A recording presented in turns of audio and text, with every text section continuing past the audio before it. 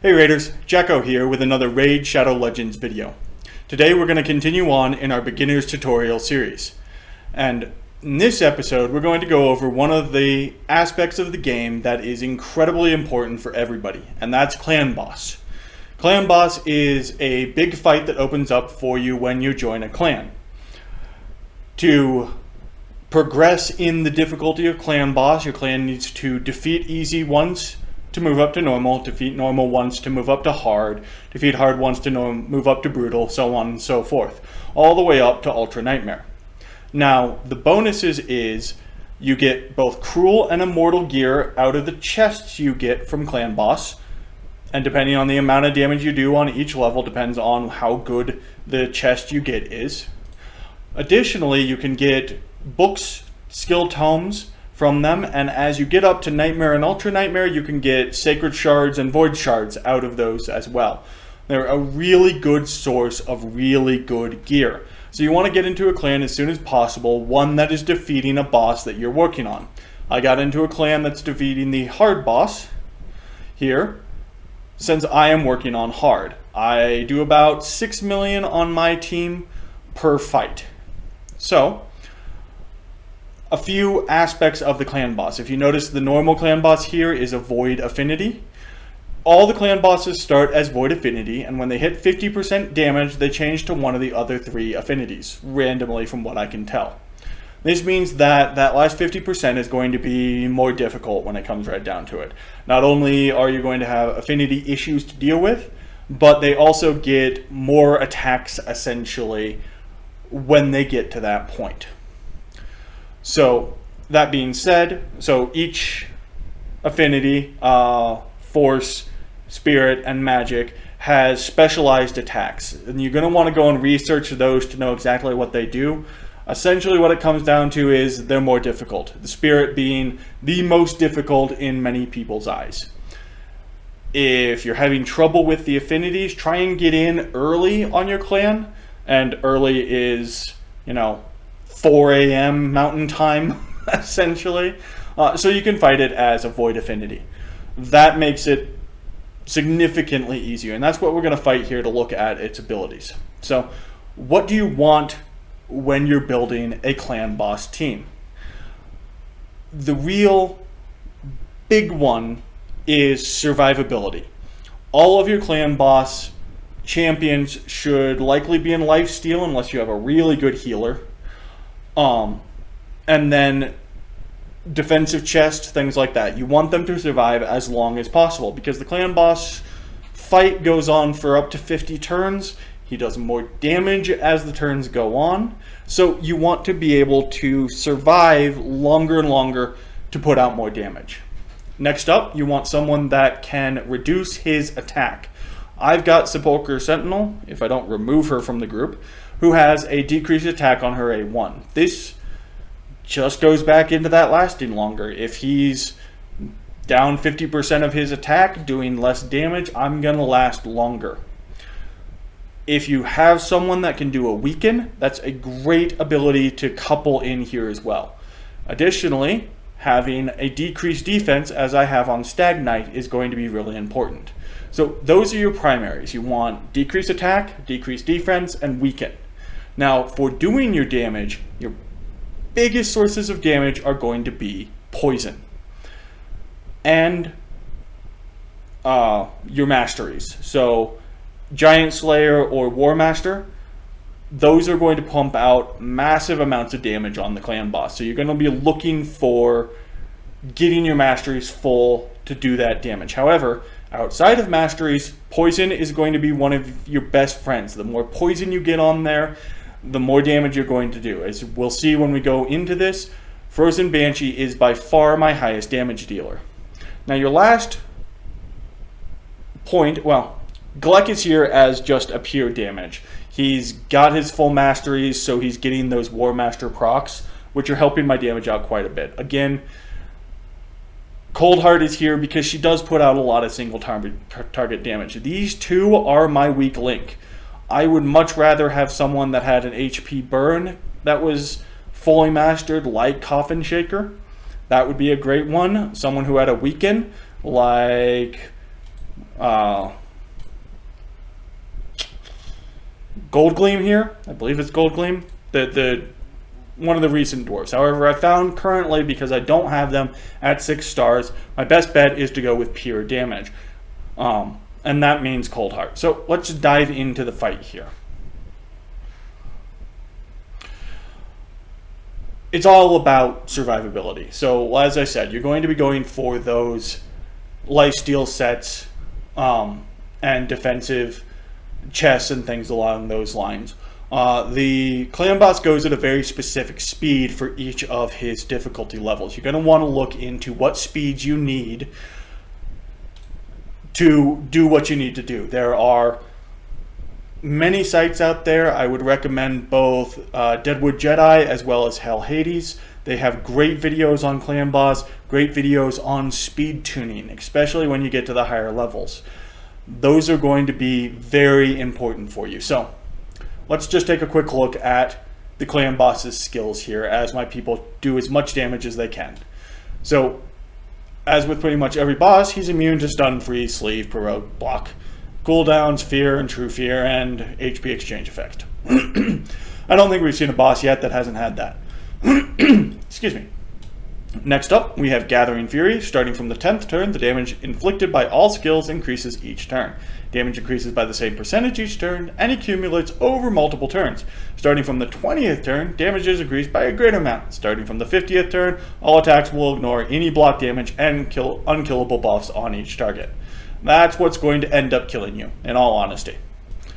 Next up, Infernal Resilience decreases the damage the Demon Lord receives from HP burn and poison debuffs, as well as skills that inflict damage based on the enemy max HP. He's also immune to stun, freeze, sleep, and decreased speed debuffs, as well as turn meter reduction effects and HP exchange effects. This, even though it's decreasing the amount he's taking from HP burn and poison and that max HP, he's got such a massive health pool, he's still doing a lot of damage. Next up, we have Dark Nova. Attacks all enemies. Ta-da! That's it. Flesh Wither. Attacks all enemy. Places a 2.5% poison debuff for 2 turns. These 2 skills, when he changes out of the Void affinity, are going to do extra things, depending on the affinity he is. Finally, we've got the big one, Crushing Force. Attacks one enemy, places a stun debuff for 1 turn.